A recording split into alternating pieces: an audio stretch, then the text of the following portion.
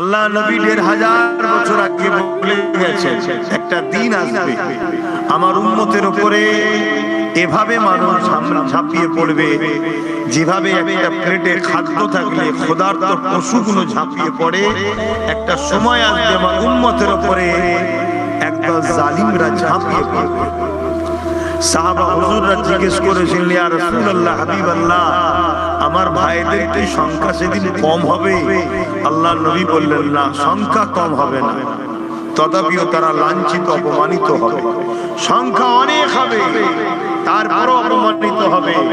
সাহাবা হুজুররা জিজ্ঞেস করলেন, হুজুর কারণ কি? আল্লাহর নবী বললেন, তাদের মধ্যে দুটো জিনিস ঢুকে যাবে।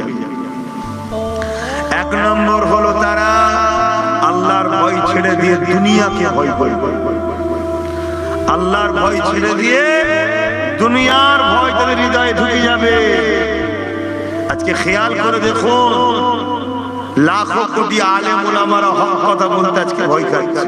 না জানি কখন আমায় তুললে চলে যাবে, না জানি কখন আমার নামে নোটিশ এসে যাবে। আরে রাখো তোমার নোটিশ, তোমার কিসমতে যদি নোটিশ থাকে তুমি কিছু না বললেও আসবে, আর যদি না থাকে হাজারো বললেও আসবে। কেন? সব কিছু খোদার ইশারায় হয়। মানেন না? মানেন না? হযরতে খালিদ বিন আলী লড়াইয়ের ময়দানে নেমেছে, পাগড়ি পড়ে গেছে।